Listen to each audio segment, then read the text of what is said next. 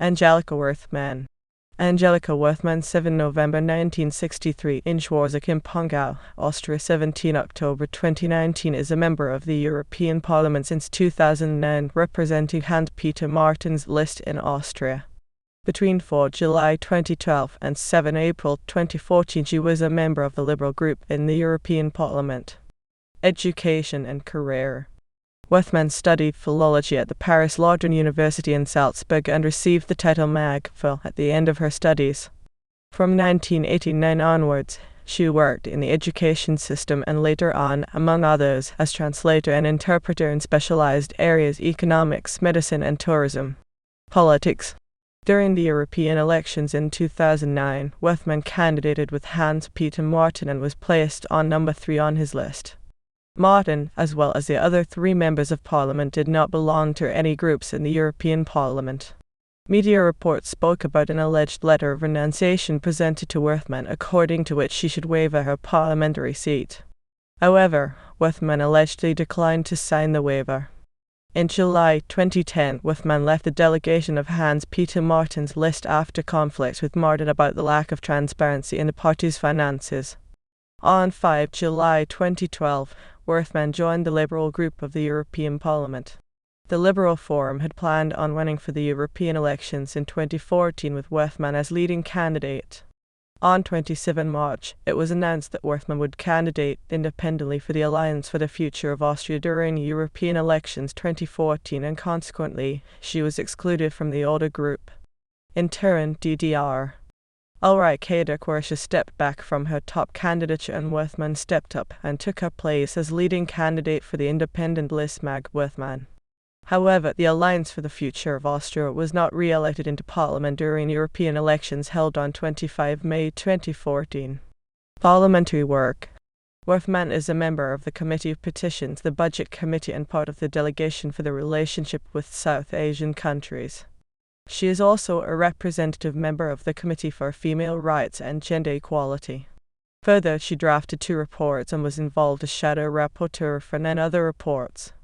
In addition, she wrote 27 opinions and 37 joint motions for a resolution.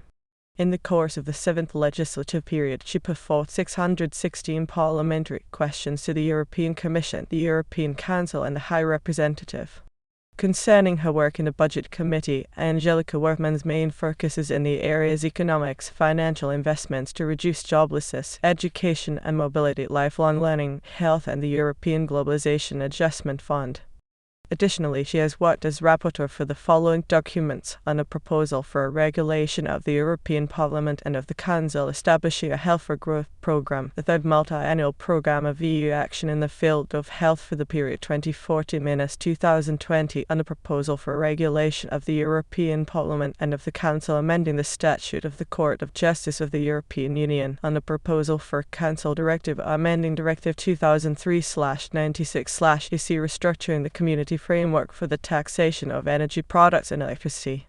In March 2013, she composed the report on a proposal for a decision of the European Parliament and of the Council on the mobilization of the European Globalization Adjustment Fund in accordance with point 28 of the Interinstitutional Agreement of 17 May 2006 between the European Parliament, the Council and the Commission on Budgetary Discipline and Sound Financial Management, application EGF/2011/16/IT/Agile from Italy. Angelika Werthmann also worked as shadow rapporteur for the 2015 budget, and she was the first MEP to successfully put forth an amendment which addressed the situation of jobless people of the generation 50+ in the plenary. In her position as a member of the Committee of Petitions, Werthmann takes a stand for the human rights situation of many petitioners, Austrian and European alike. Her main focus lies on children, adolescents, visually impaired persons, people affected by ley de costas and environmental issues. As leader of the working group concerned with the Spanish coastal law, she managed to illustrate the situation in cooperation with her colleagues from different member states in a delegation trip to Spain with representatives of the Spanish government, the local authorities, NGO and the affected people themselves. The working document on the deliberations of the Working Group on Spanish Property Rights and the 1988 Coastal Law, including a fact-finding visit to Spain, 21-22 March 2013, shows the developments concerning the petitions focused on ley de costas. In June 2013, Werthmann was leader of the delegation to Copenhagen, whose results were published in a working document on the fact-finding visit to Denmark from 20th-21st June 2013. The goal of this fact-finding visit was to gather facts and to listen to all concerned parties, including the petitioners, about their experiences with Danish administrative, political and judicial authorities that were in charge of cases touching subjects such as children's safekeeping, custody, childcare, child kidnapping. All information had been brought to the attention of the Committee of Petitions by former partners/spouses of Danish citizens, and a violation of basic human, children's and female rights can be traced back to the Parental Responsibility Act. These violations of rights have been experienced in 90% by women and mothers of Danish descent and 10% by women, mothers as well as fathers of non-Danish descent.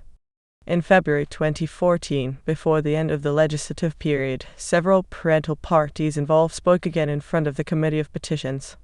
On the Committee for Women's Rights and Gender Equality, Angelika Werthmann particularly stands up for equality between men and women in the workplace and equal remuneration for the same work. Further, she wrote the report on women with disabilities.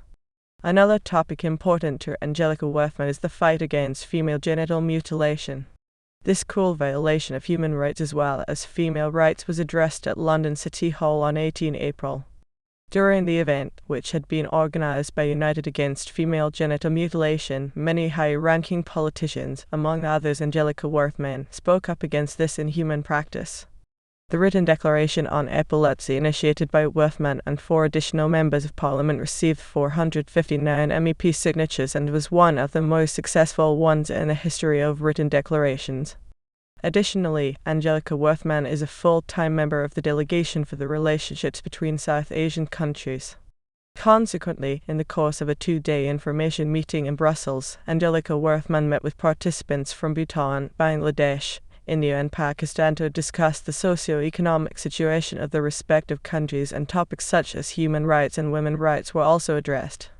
The dialogue Free Trade in South Asia and the EU had been organized by the Friedrich Naumann Foundation.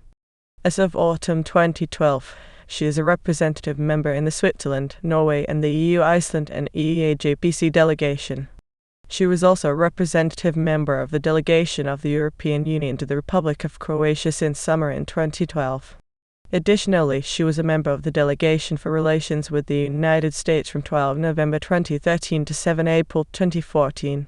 Since autumn 2009, Angelika Werthmann has been part of the high-level contact group for relations with the Turkish Cypriot community in the northern part of the island Sittard, and supports the efforts made by the Committee for Missing Persons towards, among others, the perception of human rights such as religious freedom in Cyprus. When possible, Werthmann invests herself actively for a resolution of the Cyprus conflict. As a member of the Petty Committee, Werthmann said, reference to child welfare, it is obvious that the welfare of the child is a phrase of convenience for the welfare of the professionals within the system in the UK.